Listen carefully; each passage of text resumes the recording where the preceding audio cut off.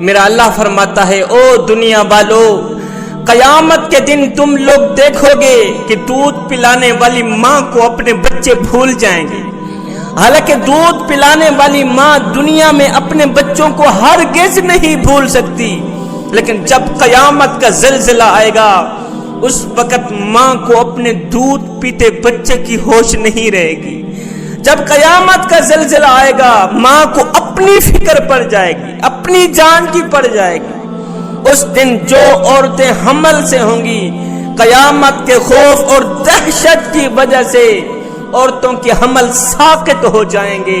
میرا اللہ فرماتا ہے لوگو، اس دن جب تم لوگوں کو دیکھو گے، دوسرے لوگوں کو دیکھ کر یہ محسوس کرو گے کہ یہ لوگ نشے میں ہیں، حالانکہ وہ نشے میں نہیں ہوں گے۔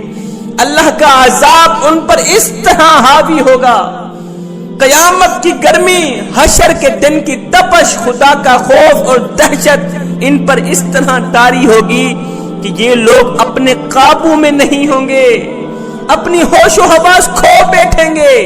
اور سنو، جو شخص دنیا میں ڈرتا ہے اس سوچ کی بنیاد پر کہ قیامت کے دن میں اللہ کا سامنا کیسے کروں گا، میرا اللہ فرماتا ہے کہ جو شخص دنیا میں رہ کر ڈرتا ہے کہ قیامت کے دن اللہ کا سامنا کیسے کروں گا، کہ اللہ نے تو مجھے حضرت انسان بنا کر دنیا میں بھیجا اور میں تو کیڑوں سے بھی بدتر نکلا۔ او گناہوں پہ گناہ کرنے والے، ہائے چٹی داڑھی ہو گئی، سفید داڑھی ہو گئی، جسم میں وہ طاقت نہیں رہی، زبان میں وہ ذائقہ نہیں رہا، قبر کی طرف ٹانگیں چلی گئیں، لیکن ابھی بھی گناہ کرنے سے باز نہیں آ رہا۔ اور میاں اگر گناہ کرتا کرتا مر گیا، قبر میں اللہ کو کیا منہ دکھائے گا، حشر کے دن اللہ کو کیا منہ دکھائے گا۔ اے ہڈیاں کمبن گوڈے کھڑکن تے بدل گیا لک تیرا، اجے بھی بدیوں باز نہ آئیوں جیو مرد دلیرا۔ اب میرا اللہ فرماتا ہے کہ جو شخص دنیا میں رہ کر ڈرتا ہے کہ قیامت کے دن میں اللہ کا سامنا کیسے کروں گا، میرا اللہ فرماتا ہے قیامت کے دن میں اسے جنتی 2 باغ عطا کروں گا، اور یہ 2 باغ دوسرے جنتیوں کو ہرگز نہیں ملیں گے۔ حالانکہ دوسرے جنتی ان 2 باغ لینے کی تمنا کریں گے، خواہش کریں گے، لیکن ان کو نہیں دیے جائیں گے۔ یہ 2 باغوں کا تحفہ صرف اسی شخص کو دیا جائے گا جو دنیا میں رہ کر اس سوچ کی بنیاد پر ڈرتا تھا کہ قیامت کے دن میں اللہ کو کیا منہ دکھاؤں گا۔ بعض لوگ گناہ بھی کرتے ہیں اور یہ بھی کہتے ہیں جی اللہ بڑا ہی غفور الرحیم ہے، غلطیوں پر غلطیاں، گناہوں پر گناہ کرتے رہتے ہیں، بعد میں کہتے ہیں جی اللہ میاں بڑا ہی غفور الرحیم ہے، ہاتھوں سے ڈنڈی مارتے ہیں، ناپ تول میں کمی کرتے ہیں، بیٹیوں کا بہنوں کا حق مارتے ہیں، ہر وقت جھوٹ بولتے ہیں، امت مسلمہ کے لیے ہر وقت غلط سوچتے ہیں، کانوں سے غلط سنتے ہیں، غلیظ باتیں سنتے ہیں، منہ سے گندی باتیں نکالتے ہیں، یہاں پر نفاق رکھتے ہیں، بغض کینہ حسد رکھتے ہیں، اور اکڑ اکڑ کر چلتے ہیں، ایڑھی مار کے چلتے ہیں، مسجد کے قریب نہیں جاتے، نماز کے نزدیک نہیں جاتے، پھر بعد میں کہتے ہیں جی اللہ میاں بڑا ہی غفور الرحیم ہے، میاں اللہ میاں بڑا ہی غفور الرحیم ہے، بڑا ہی غفور الرحیم ہے۔ مگر سنو، اللہ کا عذاب بھی سخت شدید ہے۔ اللہ تعالیٰ جس کو پکڑ لیتا ہے پھر چھوڑتا نہیں، اللہ تعالیٰ جب پکڑتا ہے پھر اگلی پچھلی برابر ہی کر دیتا ہے۔ اس لیے ہر وقت، ہر گھڑی، ہر لمحے اللہ سے ڈرنا ضروری ہے، اور ڈر کر اللہ سے امید رکھنا ضروری ہے، اللہ کی رحمت پہ نظر رکھنا ضروری ہے، ہر وقت اللہ سے ڈرتے رہنا ضروری ہے۔ قیامت کے دن جب جنتی لوگ جہنمیوں سے پوچھیں گے کہ آخر کون سی چیز نے تمہیں جہنم کا ایندھن بنایا، تو وہ سب سے پہلی بات یہ کہیں گے کہ ہم نماز نہیں پڑھا کرتے تھے، کنجر خانوں کو آباد کرتے تھے لیکن مسجدوں کو ویران۔ افسوس ہم لوگ نماز نہ پڑھ سکے، کاش کہ ہم لوگ دنیا میں اللہ کو سجدے کر لیتے، نماز پڑھ لیتے، کاش کہ دنیا میں اللہ کا گھر آباد کر لیتے، ہے مسجدوں میں پڑی چٹائیاں ہمارا انتظار کرتی رہیں، الماریوں میں پڑے ہوئے قرآن پڑھنے والوں کے منتظر رہے۔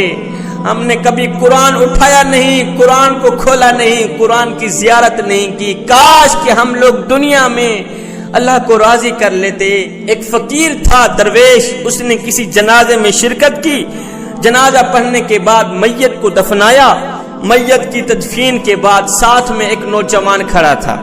اس بابے نے اس نوجوان سے پوچھا، نوجوان میاں تیرا کیا خیال ہے، اگر یہی شخص دوبارہ دنیا میں پلٹ کر آ بھی جائے تو اب یہ کیا کرنا پسند کرے گا؟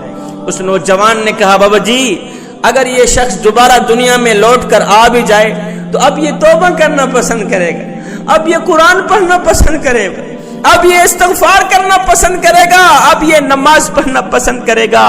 یہ سن کر بابا جی نے رو کر کہا، بیٹے مرنے والا تو یہ کام نہیں کر سکا، تم ضرور کر لینا، اور مرنے والا تو نماز نہیں پڑھ سکا، میاں تم ضرور پڑھ لینا، مرنے والا تو توبہ نہ کر سکا، تم ضرور کر لینا، مرنے والا تو قرآن مجید کی تلاوت نہ کر سکا، تم ضرور کر لینا۔ جہنمی کہیں گے ہم دنیا میں نماز نہیں پڑھا کرتے تھے۔ حضرت عبداللہ بن مسعود رضی اللہ تعالی عنہ سے روایت ہے کہ رسول اللہ صلی اللہ علیہ وسلم نے فرمایا قیامت کے دن جہنم کو لایا جائے گا۔ یہاں پر دو صورتیں ہیں، یا تو لوگوں کو دکھانے کے لیے لایا جائے گا، یا تو جہاں پر جہنم کو نصب کرنا مقصود ہوگا۔ دو صورتیں ہیں، جہنم کو لایا جائے گا، جہنم پہلے مخفی تھی، آج اس کو ظاہر کیا جائے گا۔ اب جہنم کے ساتھ 70 ہزار زنجیریں ہوں گی، اور ہر ایک زنجیر کو کھینچنے کے لیے 70 ہزار فرشتے ہوں گے۔ ایک زنجیر کو کھینچنے کے لیے 70 ہزار فرشتے اپنا زور لگائیں گے۔